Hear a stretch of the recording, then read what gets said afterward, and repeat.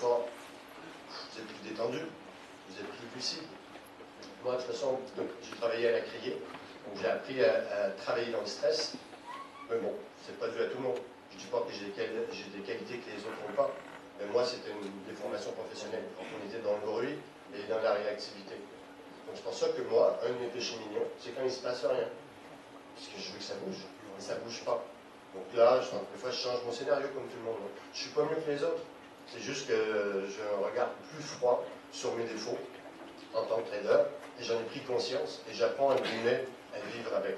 Bon, ça ne m'empêche pas de dormir et tout ça, mais c'est une notion qui est fondamentale. Et ben, la ligne 10, elle résume tous les autres. Ça revient à un trading plan, un cours d'entrée, un cours de sortie, un stop loss prédéterminé. Le stop loss, vous n'avez pas le droit de l'agrandir. Vous n'avez pas le droit de... Vous dites, ben, moi je suis prêt à perdre 1000 € sur une transaction. Il est hors de question de dire, ben, en cours de route, ben, je m'autorise 2000. Il est hors de question. Par contre, si votre prix de sortie était raisonnable, vous avez le droit de rabaisser vos ambitions de sortie. Mais le stop loss, il ne faut pas toucher.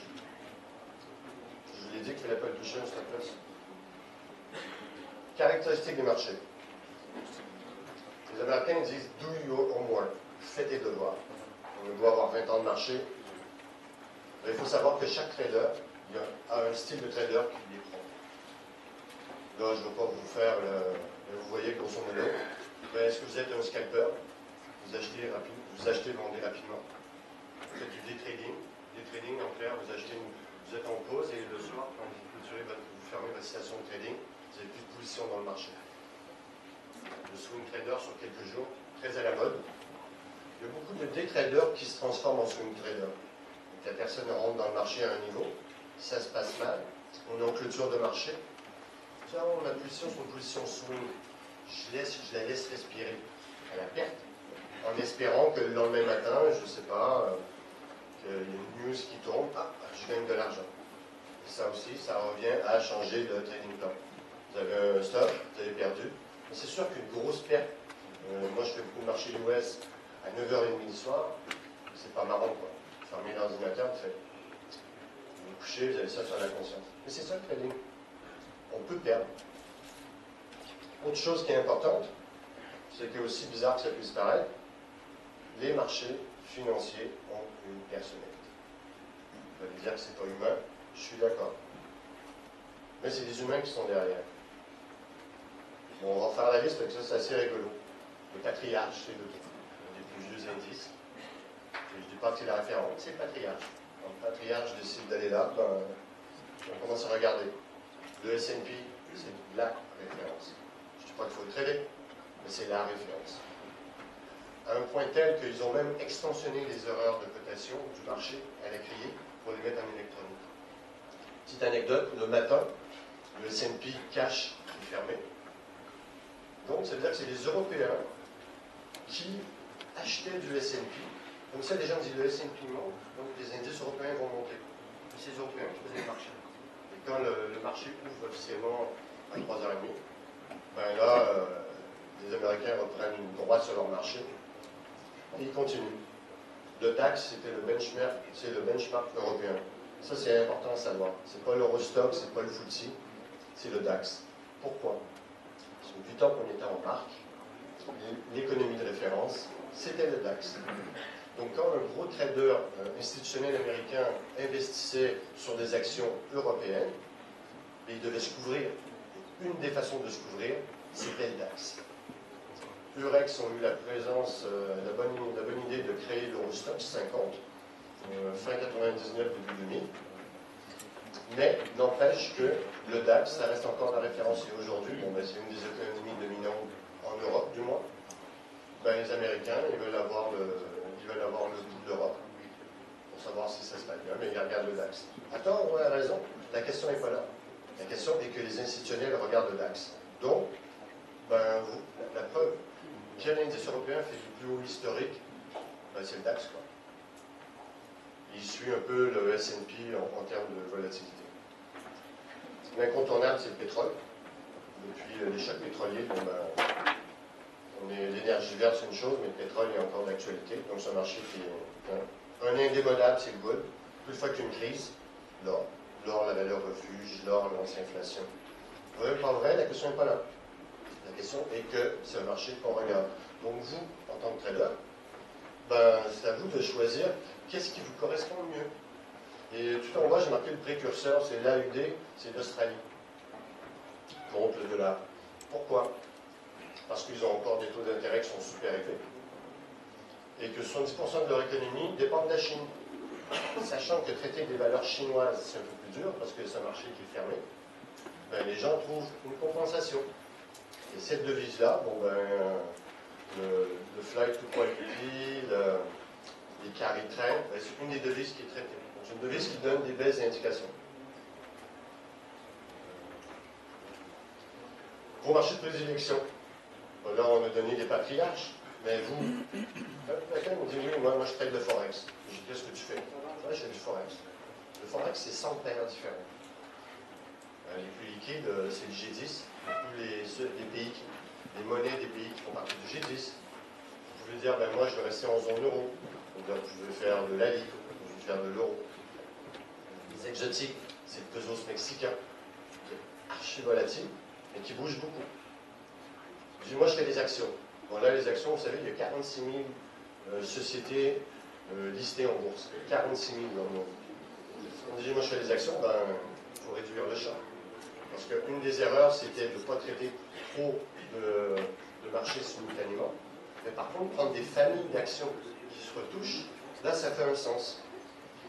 Les indices, bon, ben, ça, les indices, on les connaît tous. Et, en France, c'est le CAC. Puis, un peu de DAX, accessoirement. S&P pour ceux qui veulent des sensations fortes.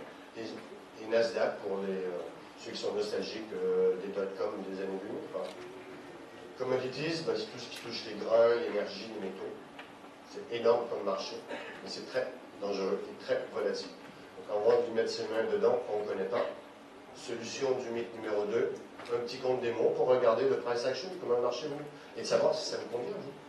Parce qu'en tant que trader, hormis les émotions, il faut voir, ben, moi, ça bouge trop vite, ou ça bouge pas assez. Puis après, les marchés de taux. Ça, c'était mon gagne-pain. Donc, les taux 10 ans. Il y avait le boom pour l'Europe, il y avait le 10 ans, c'est les petits notes américains, les Euribor plus court terme. Que vous soyez un trader débutant ou expérimenté, vous devez connaître les caractéristiques de vos marchés. Vous allez me dire, mais qu'est-ce qu'il a raconté ce matin? Ben, vous allez être surpris. Il y a énormément de gens qui interviennent sur les marchés. Ils ne connaissent même pas les horaires d'ouverture du produit. Vous allez me dire qu'en électronique, on peut coter 24 heures sur 24. Oui, c'est une chose. Vous prenez les grains, par exemple.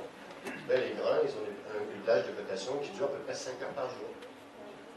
Avant, il y a l'électronique, mais sauf que le marché se fait vraiment pendant ces heures-là.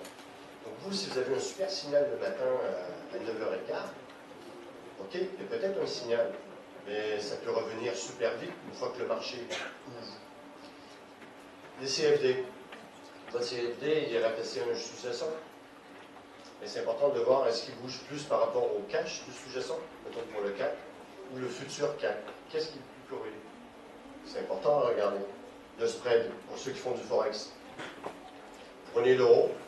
Bon, c'est quoi? C'est entre 1 pip 50, 2 pip 50, grosso modo, le spread. Désolé, on me dit en bas de Mais par contre, si vous faites de la couronne suédoise, des fois le spread monte à 30. Si vous faites du rand sud-africain, en période volatile, ça peut monter à 80 pips de spread. Vous vous rendez compte? 80 pips. Vous allez me dire que ça bouge de 1000 pips par jour. Je suis d'accord. Mais si ça se passe mal, vous avez déjà 80 pips contre vous. Ça, c'est une notion qui est importante à avoir. Et de savoir si vous êtes capable de vivre avec ce risque-là. Parce qu'on revient toujours à la base. Est-ce que moi, je suis à l'aise avec ce que je fais? Quelle est la variation maximum intraday constatée sur les 6 derniers mois? Ben, je suis sûr que malheureusement, la majorité d'entre vous ne sait pas. Et pourtant, les gens, ils ont des scénarios. Je sais qu'en début d'année, sur l'euro JPY, avec le yen contre l'euro, ben, ça bougeait de 635 pips jour, sachant que sa moyenne journalière est 435. Donc la personne dont on dit sortir une position gagnante prématurément, en supposant que le marché avait bougé de 100 pips, vous vous dites, Ouais, grosso modo, je peux peut-être faire employer 50 pips de plus. Mais si vous savez qu'en début d'année, en excès, c'était pendant les élections italiennes, que l'euro a bougé face au yen de 600 pips, ben peut-être que vous pouvez échelonner votre sortie. Donc, ça veut dire qu'au lieu de prendre 100, vous pouvez prendre 200 avec une partie de votre taille. Et ça, c'est du money management. Ça, c'est du factuel. C'est des chiffres. Et ça, quand vous les avez en tête, ou que vous avez sur un spreadsheet Excel, ben c'est du concret. Vous pouvez avancer. Question à se poser avant chaque transaction. Trading plan, je sais que c'est des gens me dire, il rabâche toujours pareil, c'est vital. Mon risque noir, est-ce qu'il est bon? Je suis prêt à perdre 10 pour gagner 20. C'est bien. Mais combien de gens disent, ouais, moi je suis prêt à gagner 10, puis bon, si je gagne 10, je suis content. Ça veut dire que si vous perdez 10, 10, 10, c'est du capital. Par contre, si vous faites du 1 pour 2, ben, chaque trade gagnant va vous récupérer 2 trades perdants. Donc vous avez plus de chances de rester en vie et de continuer. Parce que mon target est raisonnable. Des fois, on se dit, parce qu'aujourd'hui, avec les chiffres, on entend tellement de telles variations. Les gens disent, ouais, mon action a pris 5% en une semaine, c'est rien du tout. Le livret A fait 1% à l'année. Et là, les gens sont en train de dire que 5% en une semaine, c'est rien. Oh, il faut revenir sur Terre.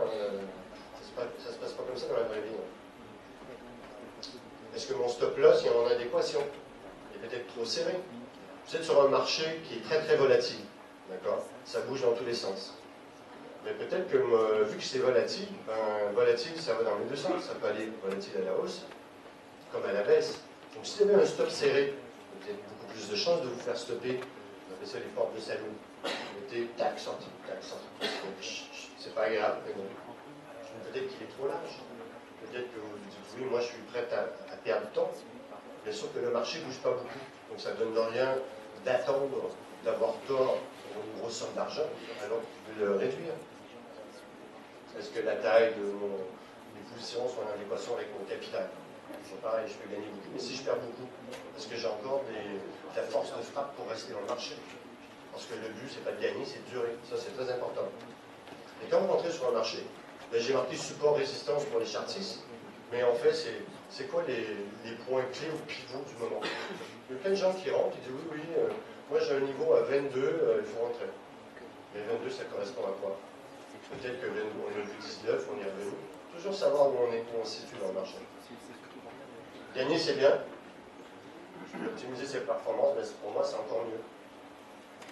Et quand je marque peu importe le facteur, pourvu qu'il y ait du reste, ça, c'est en trading, c'est ça. Donc la personne rentre une trade, gagne 1000 euros, donc perd 800 sur la même transaction, il finit à 1200. Dans l'absolu, vous allez dire, il faut regarder froidement, 1200 sur la journée. Waouh, superbe. Non, c'est pas superbe. Parce qu'à un moment donné, vous étiez à plus 1000, vous êtes descendu à moins 800. Donc ça veut dire que dans la trade, vous avez perdu à peu près 2000 euros pour revenir. Ça veut dire que ça s'appelle danger. Ça veut dire qu'il faut faire attention. Donc, en fonction de vos performances, vous avez des questions à vous poser. Quel est mon plus gros gain? Quelle est ma plus grosse perte? Il y a beaucoup de gens qui ne savent pas. C'est quoi mon gain moyen quand je gagne? C'est quoi la perte moyenne? Bon, je suis sûr que malheureusement, je ne dois pas être loin de la vérité, il y a beaucoup de gens qui ne connaissent pas ces stats-là. Puis ils ont des grosses sommes. Ils ont des portefeuilles à 100, 200, 500 000 euros. Donc comment tu gagnes en moyenne? Ouais, je ne sais pas, je gagne 10 000. 10 000 sur quoi? Un jour, 2 jours, 1 mois, 2 mois? Ils ne savent pas. Donc, moi, pour ceux qui font de l'intraday, pour les scalpers et ceux qui font de... Voilà, quel est le temps de transaction moyenne? C'est important à savoir. Parce que si vous êtes en perte pendant 2 heures pour finir flat, et que après vous apercevez que quand vous êtes en gain, votre transaction gagnante dure 2 minutes et votre perdante dure 20 minutes, peut-être que vous avez un petit souci avec votre timing d'entrée. Peut-être quelque chose qu'il faut revoir. Le portage payé dans une journée. Et ça touche le point de trading. C'est-à-dire que vous gagnez plein de choses, et après, vous vous apercevez en fin de journée, vous avez laissé une tonne de portage sur la table. Ça aussi, c'est quelque chose qu'il faut avoir à l'esprit. Puis après, ma plus grosse série de gains et de pertes, et ainsi de suite. Donc, la meilleure façon pour répondre à ces questions-là, ben, c'est un petit tableur Excel, quoi. Bon, là, il n'est pas détaillé. Mais moi, je suis dans un intraday, 10 colonnes de plus. Et là, j'affichais tout. Donc, je peux vous dire, est-ce que je faisais plus d'argent à l'achat ou à la vente? Le matin ou l'après-midi? Est-ce que mon gain moyen était de temps? Ma perte moyenne? Combien de transactions à zéro je faisais? J'avais tous ces stats-là. Et là, je me suis aperçu que finalement, moi je suis une personne du matin, à 7 heures, je suis devant mes écrans. Ben, malheureusement, j'aurais dû faire du sport le matin à 7 heures, parce que le matin, en ouverture, je m'aperçois que sur les ouvertures européennes, je n'étais pas bon. J'avais manqué, je sais pas réveillé, ou... mais ça, c'est du factuel. Et ça, un chiffrier, les chiffres, bon, les chiffres ne mentent pas, mais on peut dire ce qu'on veut des chiffres. Et quand vous voyez le petit recap sur la droite, ben, tu dis, ah, ben, mon gain moyen était de temps, ma perte moyenne est de temps. Et si votre perte moyenne n'est pas, comme là, dans ce cas-ci, ben, vous voyez, mon gain moyen était de moins 4, et ma perte moyenne était de moins 4, et mon gain moyen était de 7. Toujours positif, mais je n'avais pas un ratio de 1 pour 2. Ça veut dire que là, là-dessus, cette journée-là de mémoire, il y a une trade qui m'a rattrapé. J'aurais pas eu cette transaction-là, ben, j'aurais pu être en danger si je me mets à accumuler des pertes.